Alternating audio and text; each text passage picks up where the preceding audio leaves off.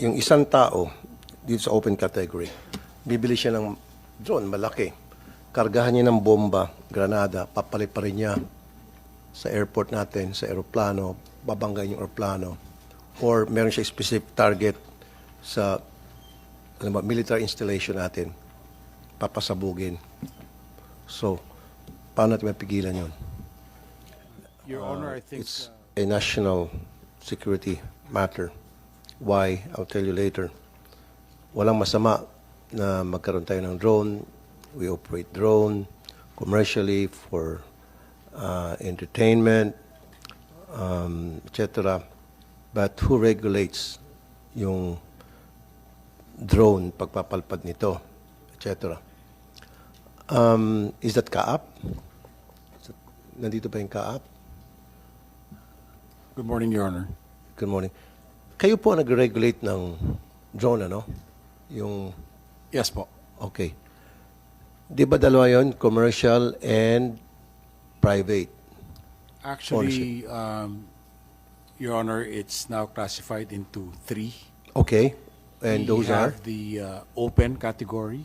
Okay. Ito po yung mga hobbyists, small ones. Okay. Then we have the specific. Ito naman po yung mga agricultural drones. Okay. Mga commercial drones per se. Agri and then- commercial, isa lang yun? Yes. And Alright. then we have the certified. Yung certified naman po, these are for special purpose drones like cargo carriage and eventually persons. Cargo, okay. That's it. Yan po yung tatlong classification natin ngayon. Yung sa individual, yung for leisure, They fall under the open category. open category. Okay. Kailan ba ng permit para makabili ng drone at para pwede magpalipat ng drone? Technically, Yung Your sa Honor, first category, kailangan? Hindi. sa open category, hindi naman po kailangan. Hindi kailangan. So anybody can buy a drone and then paliparin niya yan. Kahit saan yung gustong paliparin, no problem. Pwede siyang bumili ng drone but he or she still has to know the basic drone regulations. Okay. Meron po tayo nakapost sa ating CAAP website Okay. of your limitations like top of mind, you can't fly above 120 meters. You can't fly within 10 kilometers radius of an airport. So meron yung restricted area. Yes, Senator. Restricted na para hindi ka pwede magpalipad ng drone sa lugar na yon na specified.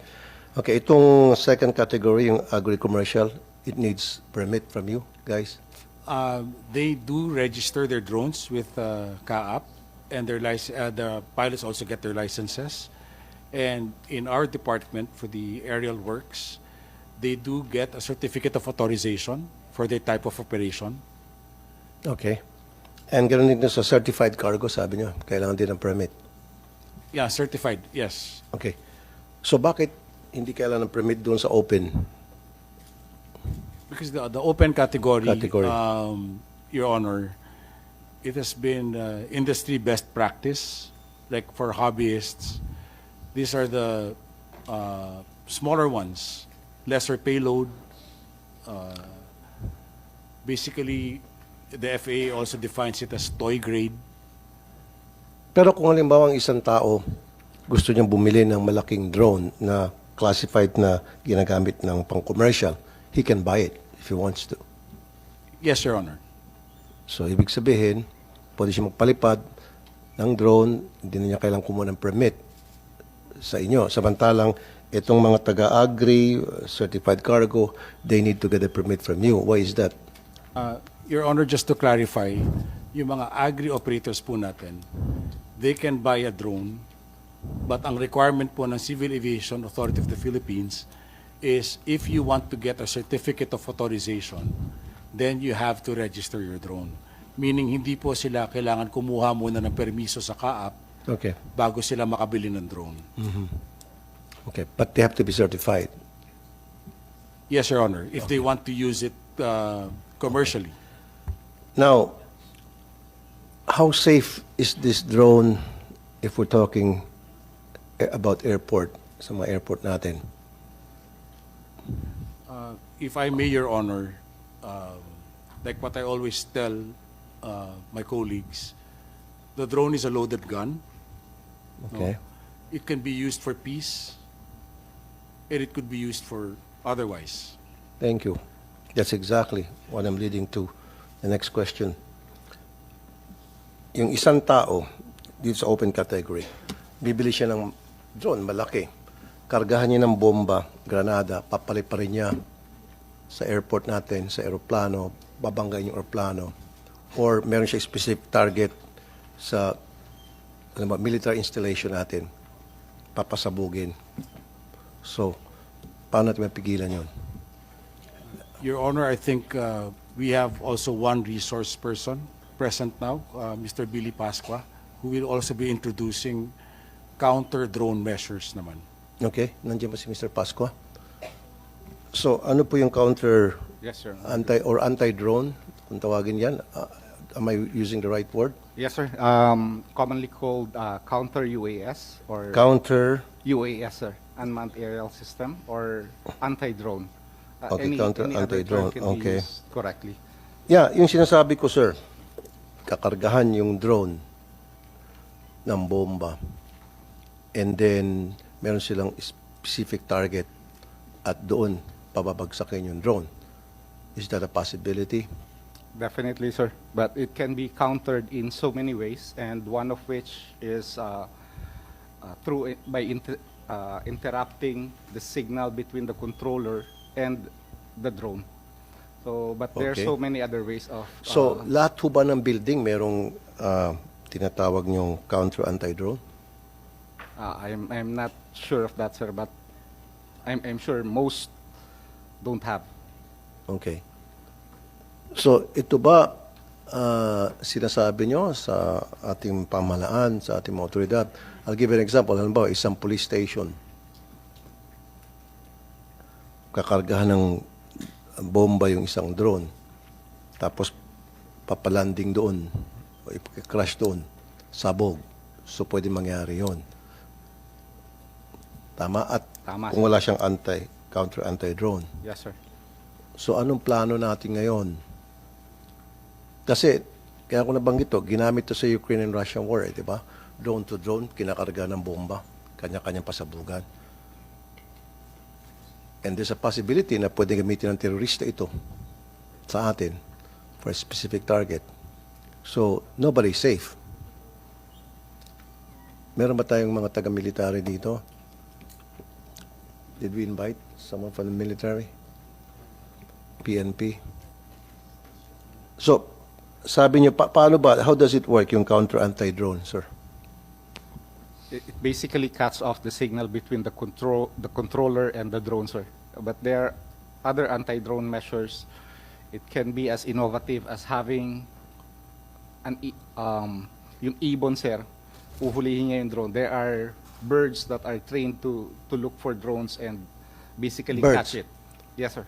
Low-tech yung pag-ibon. But the thing is, it doesn't use technology, sir, kasi marami ring counter. If you have a counter drone, there is also a counter drone. So they can use multiple signals, sir, if it's specifically designed for that. Wala bang isang technology na naka-install lang dyan? Kunyari, isang bahay, install sa bubong niya yung counter anti-drone. 24/7 nag-operate yun para pag may dumaan na drone doon sa bahay na yon, mawala ng signal yung drone, babagsak. Yes, sir. That's basically what a counter drone is, and pwede yun, sir. Okay. May solution na ganun. So hindi na kailangan pang antayin pag nakita yung drone saka gagamit yung device. Yes, sir. So yung device, it continues to operate. Yes, sir. There's such a solution, sir. Very good. Kaap, Yes, Your Honor. so meron tayong ganun, counter anti-drone sa airport, 24/7, naka-install? For now, Your Honor, wala po. Holy shit. I'm sorry. Why not? Why not? So far, lahat po ng nag-present sa Civil Aviation Authority of the Philippines, except for Mr. Billy Pasqua, Wow. it's all linear, 1 kilometer linear distance. So for one airport, if that's 10-kilometer radius, can you imagine the number of repeaters that are needed to be installed around an airport. I know. Pero, isn't that dangerous na wala pala tayong counter anti-drone sa ating mga airport? So, I agree, Your Honor. ano pong plano? Ano pong ginagawa natin? Ano pong game plan? Your Honor, if I may, hindi in Asia, wala pa naman po talaga may effective anti-drone around their structures because number one, the technology is still very expensive at this time. And if I Very may quote, expensive. Meron pa ba mas expensive sa buhay ng mga tao sa nakasakay sa aeroplano? I agree with you, Your Honor. But for example, there's this one subscription-based anti-drone. Okay. It's, I think, correct me if I'm, $1 million a month. Okay. So while we do see the need to protect all of our aerodromes, Your Honor, basically, how can we effectively propose such a budget that will not be preposterous? Number one, for the acquisition of the equipment. Number two is the subscription fee. Okay. And number three, the maintenance of the said equipment. Okay. So we are currently still studying other options which might be presented, and as we were conversing a while ago, as technology progresses, most probably the prices would tend to go down, and then by I then, understand. So, yung ibang bansa, meron bang counter anti-drone sa kanilang mga airports? O tayo lang bang wala? O marami din mga bansa na wala din tulad natin? Marami din. Pero ano yung ginagawa ng ibang bansa na yun? Kahit pansamantala, habang hindi pa actually, nila Your kaya Honor, yung presyo ng it's- subscription, It's sabi more nila. of just coming out with the regulations, making the public aware that of the certain provisions, like you're not supposed to fly within 10 kilometers of an airport. In fact, in other countries, the regulation states it's only 4 kilometers. But in the Philippines, we made it into 10 kilometers. Kahit pa sabihin natin 100 kilometers, Yes, eh Your kung hindi Honor, naman susundin. I agree. I Diba? agree. But because, Your Honor, you see, it is not through registration of the drones. It's not through the importation of the drones. It's not through the buying of the drones that lies the problem. Because if you go in the internet, you can produce a drone in less than 5 hours. 3D printing, the technology is there. So basically, the drone scenario in the Philippines is so volatile.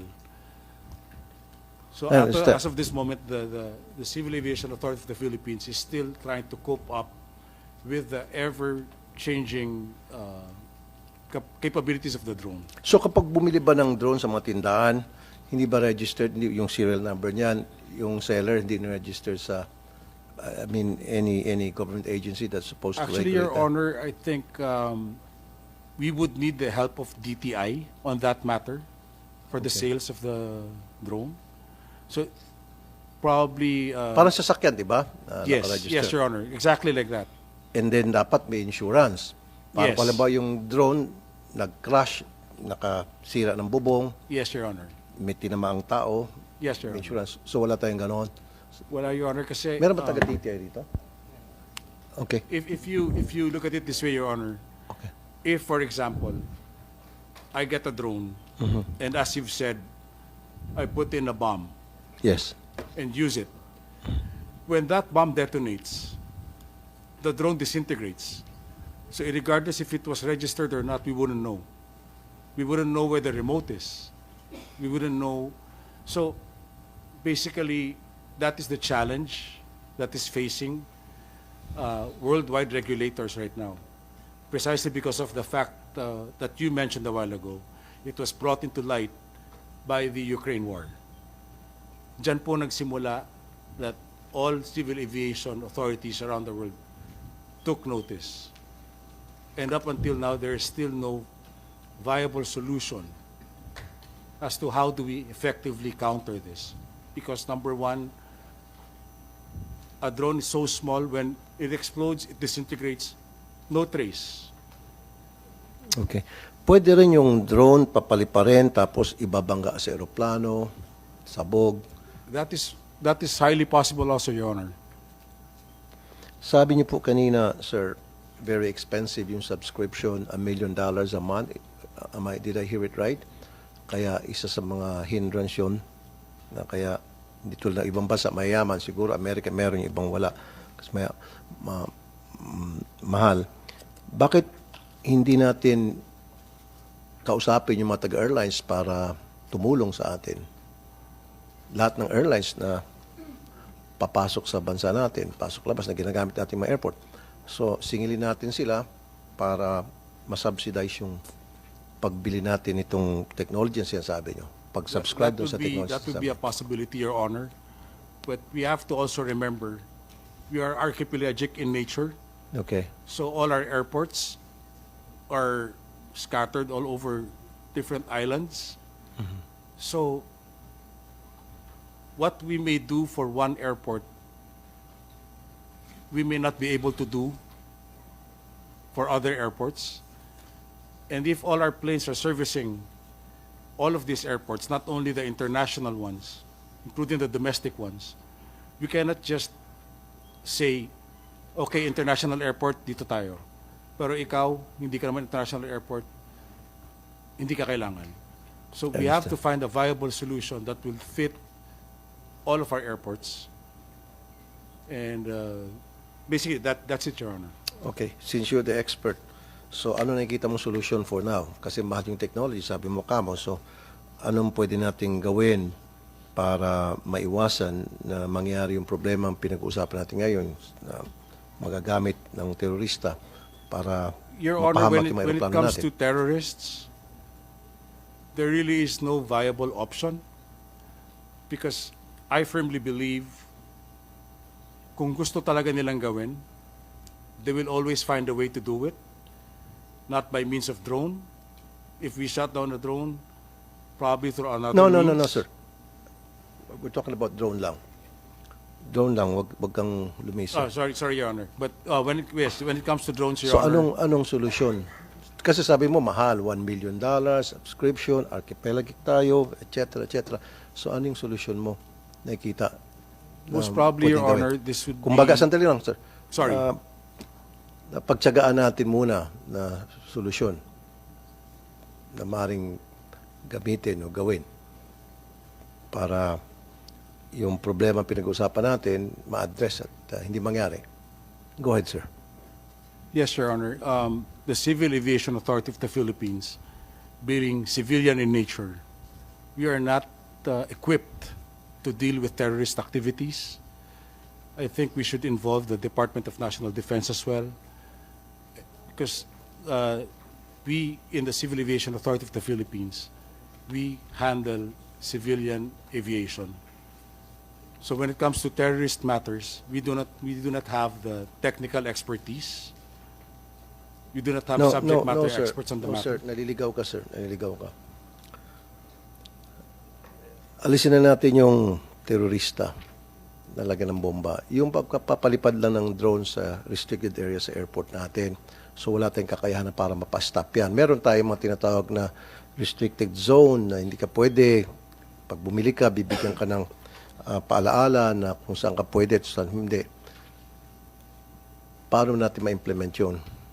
Na para yun ay masunod, especially sa areas around the airport. Your Honor, when it comes to, let's say for example, one manufacturer, there's a certain manufacturer that they have what they call geofencing. Okay. So when you purchase their drone, that particular manufacturer, that drone will not turn on or operate if it's inside a geofencing location. Unfortunately, the geofencing location is controlled by the manufacturer. And this is only for one manufacturer that is currently doing that. So, maganda yun ah. So, geofencing. And anong pangalan ng manufacturer na ito? That's DJI, Your Honor. Meron ba yun dito? Yung DJI? Majority of the drones sold in the Philippines are actually by DJI. DJI. So, Your Honor, if I may, if majority of the drones here are from DJI, hindi naman sila na nakakapag-operate within 10 kilometers. But again, if there's a will, there's a way, Your Honor. There's a way for people to actually get rid of the geofencing through illegal means para pong sort of saying parang may green hills po na pwedeng dalhin yung drone at patanggal mo yung geofencing. Okay. Kung gusto, maraming paraan. Diba? Hindi po kayo nakikipag-usap sa ating military. Actually, Your Honor, we have had numerous dialogues in the office with the military personnel. One of the questions that they ask is if they see a drone within their camp, are they legal to shoot it? By all means. Okay. Because if it will endanger your operations, that is not a civilian matter anymore. Okay. Yung sa government at saka sa military, ano bang policy ng CAAP? We do not We're talking about we do drones. not register nor issue licenses to government personnel because that will become their drones will be assets, their military assets, not civilian in nature, Your Honor. Okay. So, hindi ko maka-move on dito. Mahal yung sabi mo technology, $1 million subscription. Kaya sa ngayon, kumbaga, dasal na lang tayo na sana walang mag-attempt na gumawa ng kabalastugan na maghasik ng lagim at may madisgrasya, tama. But for me, dapat we continue on finding ways, siguro solution. Sabi ko na nga, ino-offer ko, kausapin yung mga airlines para tumulong. Sabi mo, hindi naman pwedeng yung sa international, siguro one at a time. Testing muna tayo kung saan yung airport natin na very crowded, na iya 1, 2, and 3. And then later on, sabi mo, as time pass by, yung technology, gumaganda ng gumaganda, nagmumura, yung mga lumang technology hanggang sa ma-afford natin, right? Is it something na pwede niyong pag-aralan, sir? Yes, Your Honor. And in addition to that, Your Honor, we are also looking into the fact of having the LGU an active role in enforcement Okay. through ordinances. Meron tayong anti-drone expert dito? Meron? Ha? Mr. Pascua? Yes, Your Honor. Okay, kayo po, sir. Kayo palang expert na akala ko kasama kayo sa CAAP. So, para po sa inyo, bilang anti-drone expert, alisin na natin yung technology na mamahalin, sabi nga ni CAAP. For now, nakikita niyo pong solusyon para maiwasan yung mga pwedeng masamang mangyari. For the regulation purposes, sir, I believe it would be CAAP to be able to answer that correctly. But for the anti-drone, sir, one of the best way definitely would be through technology as well. So we need to counter it by having a counter drone, sir. And then the other one that I mentioned would be a cheaper one is through training birds to look for drones and catch it. Actually, in most airports, meron yun, sir. Dahil, Okay, CAAP. Pwede na muna siguro tayo doon tayo sa low-tech, yung ibon. Wala ba tayo ititrain ng mga ibon? Para, Your Honor, the Civil Aviation Authority of the Philippines has no expertise in the matter, but we would definitely look into that possibility now that Mr. Billy Pasco has brought it to our attention. Because, Your Honor, one of the challenges that also faced the aviation industry is actually bird strikes. So we introduce oh, two factors now. okay. We have the threat of a drone strike And bird strike. and a bird strike. O nga naman, Mr. Pascua. Pero sabi mo, sir, Mr. Pascua, Even ginagamit yun ng ibang bansa na, no? I believe even for bird strikes, sir, birds are being used to sway away those birds' information. O, yun naman pala, CAAP. Oo nga naman, ginagamit yung mga trained birds para tabuyin yung mga grupo ng mga birds na mag-cause ng bird strike. O sige, ano namang counter mo, Mr. Kaap? Actually, Your Honor, I think this will become a chicken and egg scenario. So, we will look into the If it's a trained bird, alam na niya na, alam ba naman, papasok siya sa loob ng engine ng aeroplano. Siyempre, siguro isa o dalawa na train talaga, di ba? O, ba't di kayo mag-train? Ba't hindi niyo subukan? Mag-seminar po kayo kay Mr. Pascua. Your Honor, one bird alone cannot possibly cover 10-kilometer radius. O, sabihin natin, dalawang bird. Hindi nga. Yes, Your Honor. We'll look into that. We'll study that further. Sir, dapat maghanap tayo ng paraan. Huwag Yes, yung Your nakatungangan Honor, lang please tayo be tapos rest bahala assured ng that, Diyos. Huwag naman po. The CAAP is still Do something about actively looking Yes, sir. into ways and means to safeguard our skies, not only our airports, but our skies, our Kaya Mr. Pasco, ano mga bansa iyon? Sabi mo gumagamit ng trained birds para magbantay sa mga drone, ginagamit bilang anti-drone sa mga airports. I believe for one, Ireland, sir, is using birds to use for counter drone as Meron part mga of the bansa counter drone measures. Yes, sir. gumagamit yan.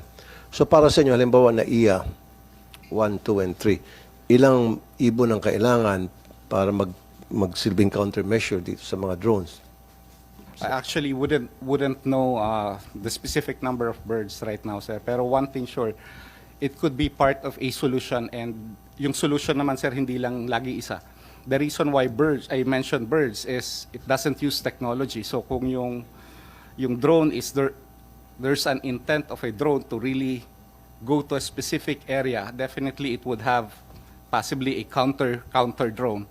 So your first level of technology solution wouldn't suffice. Therefore, you need a non-technology solution to answer that possible problem, sir. That's why ginagamit yung birds. So, but the first step would definitely the use of technology, sir. Okay. So, paano nagagamit yung ibon?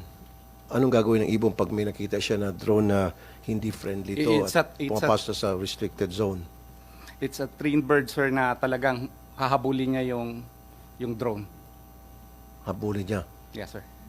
Hahabulin niya yung drone, tapos talaga kinukuha niya, sir, ng claw niya. Ah, so malaking ibon to. Yes, sir. Definitely, sir. Okay. They're using eagles, sir, in Netherlands. They're using eagles. Itong sa Netherlands and France, they're using eagles. Oh, ito. So, Kaap. Yan, oh. Netherlands and France. I-google niyo po, sir. To effectively disable drones, particularly in scenarios where drones pose threats to public safety or violate restricted areas. So, Kaap, please, mag-train na tayo ng mga eagles, siguro. Marami tayong eagles, di ba? I think yung eagles natin, Your Honor, that are big enough to actually catch Sir, those tuwing drones. sabihin ako, kinukontra mo eh. No, Kontratista ka, sir, ano? Your Honor, I'm just Like- saying, I do believe that you are correct. We Okay. are going to look into that. But Yan ang gusto ko marinig. the We'll look endemic into that. species of eagles here in Then the mag-import Philippines. tayo ng eagle sa ibang bansa. Yes, Your Honor. We'll look into that. Kung meron pang elepanting eagle, mag-import tayo. Yes, Your Honor. Whatever it takes. Ayan, wala ka ng palusot. Pwede. Diba? Yung mga binibentang drone sa Shopee, DTI, nandito yung mga DTI? Wala tayong taga-DTI. We don't have. Good morning, Your Honor. Ma'am Gamboa. Yes po. Okay. Yung mga tinitindang drones sa Shopee, nare-regulate niyo ho ba ito? Currently, we differ po to other agency. Particularly, the BPS DTI has adopted 3 international standards in relation to unmanned aircraft system. So, however, these are not considered mandatory but only voluntary po. those could be considered voluntary through technical regulations po. Okay. So, libre or one to sawa magtinda online, Shopee man o kahit saan, right? So, Ms. Gamboa, ano lang yung nire-regulate ng DTI if we're talking about drones? Yung mga binibenta sa mga tindahan, pero pag sa online, hindi nasakop. Particularly the BPS DTI, the manufacture production of the drones. For the particularly looking into the safety of the products and the quality. Okay. Hindi po ba natin pwede obligahin DTI yung mga seller ng drone na kapag ilabas na sa market, kailangan may insurance, kahit malang TPL, parang sasakyan, di ba? Yung dealership, diyan release yung sasakyan hanggat walang insurance. Same thing dun sa drone. So why don't we come up with the policy na lahat ng nagbebenta ng drone, bibili ng insurance. Yung buyer. Yes, Your Honor, we may look into that Yes.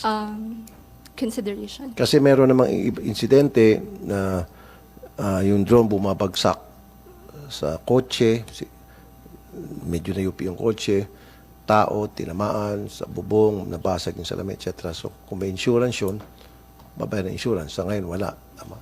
So, that's something siguro you have to look into. Yes, Your Honor, we may look into that.